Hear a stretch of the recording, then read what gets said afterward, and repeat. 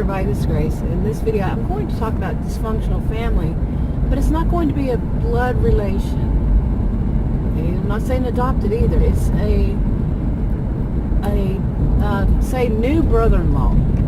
Okay, it's your spouse's, say, sister's new husband. Not blood related. And this person is very, some would say narcissistic, or this person came from a very dysfunctional family. This person somehow, well, some people wouldn't even call it any of that. They might not even think of it as abusive. But yeah, many people would say this is abusive. So say that your family decided to have a, like a family reunion or a big get-together. And this new brother-in-law, was going to attend. Was invited and was going to attend with his, say, wife. And when they show up, he just has kind of some very arrogant behaviors and thoughts that are just not right. Such as, everybody always pulls their own weight at these kind of family get-together. Some people are better at cooking or setting up. Some people are better at, like I said, setting up, or they're better at whatever. So everybody plays some kind of role in setting, getting things together and helping out, so that nobody is just sitting there waiting for somebody else to do something, like even cleaning up, after a big meal. So everybody pulls their own weight. However, this brother-in-law, this new brother-in-law, he doesn't. No, he, after, he hasn't done anything all along, just ate food, sat there, watched TV, and whatever, talked to people, kind of like, some of it seemed like he was a bit of a con artist, a master manipulator, and you're watching this, and you're seeing this, and you're thinking, oh no, not that type, and you feel sorry for your, the person who's married to him. And yeah. So by this time, some of the family, they've had a discussion about it, and saw that they're going to nip it at the bud. They're not going to allow this, him to come to every get together and think that he's going to be served like he's a king or something, or he's someone special that you have to serve. No, I don't know of any people myself, but have that attitude at a family get-together. So somebody decides to have a little discussion with him, or maybe his wife, and or just go directly to him. And he finds excuses, or even sometimes some of this type will not come up with any reason. It's just to them how it is. But let's say that this one does, and it would be something along the line of saying, well, we had to drive a far distance. Well, everybody had, the person comes back and says, everybody had to drive in. Well, we had a really rough time and nobody else did.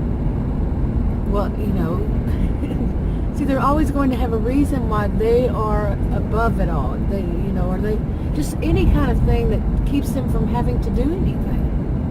Like I said before in a video, pretty lazy. Some of these are very lazy, and their time is. And my phone got hot and it cut itself off the camera. But these people, they feel like their time is so valuable, as if nobody else's time is valuable.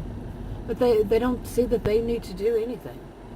Just to them, deep, maybe inside of them, they might not say it, they might say it, that just the fact that they showed up was worth it. I mean, to everybody else, that pays their due because they just show up.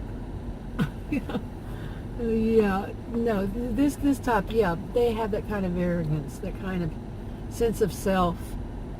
And my personal view, which I'm not giving anybody any advice, because these people can be dangerous, and everybody's situation is different. One size doesn't fit all.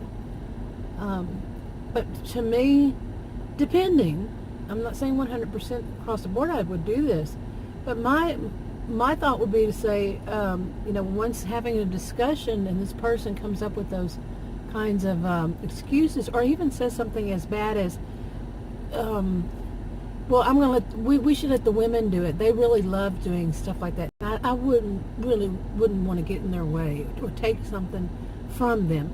You know, being very misogynistic, but trying to act like they're giving. In the meanwhile, I can't do voices, but you know, like they're giving of some of themselves to let them do whatever. No, they're very big in, you know, being master manipulators, con artists kind. But my personal thing, like I said, not suggesting it to anybody, would to be not to invite them back. You know, that person. You know, to invite the family member, but not the person. So that person cannot show up. This is what the person did.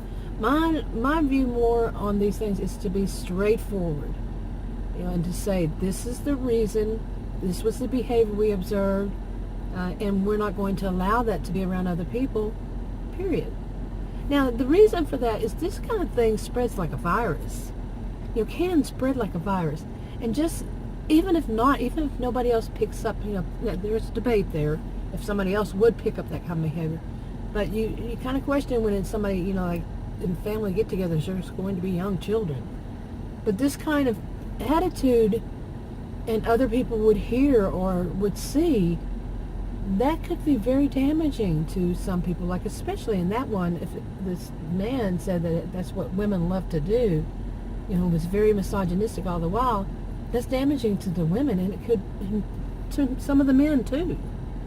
So we just wouldn't allow, I would not allow that type to be at any family get-together. It's not always a person's choice to make, you know, choice alone to make. You see, like if you're married, your spouse has a voice in it, you know. So, and what if your spouse isn't aware of it? Your spouse won't see it. Your spouse is thinking more loyalty toward his sister or whatever, and knows she wants this, and your spouse chooses his family first, his family or her family, whatever it is the case. But what do? I can't give anybody advice. Like I said, I learned this lesson the hard way. And mine is to say, okay, you have whomever you want over. I'm on vacation, and leave. I did it. I left. I was gone for a whole week. Because I'm not going to subject myself to that. Now, it's different when there are kids involved. Yeah, that's a big issue, really. And seriously, some of this, I would say most of it, would be great to speak to a counselor about, and to find out what you should do, especially when it involves children. Yeah. But at my age, bye-bye. You can have all the fun you want with your family members. I'm out of here. I'll come back when it's over. Yeah, I learned the hard way. Anyway, what about you? How do you handle it? I mean, I don't, like I said, I don't think it's the same way in every situation for anybody. But you generally, what do you like? I'm going to wrap this video up. If you want to subscribe to this channel, click the circle. If you want to watch another video on this channel, click on the rectangles, like, subscribe, comment, and share on your own social media if you would. I'll talk to you on another video. Bye.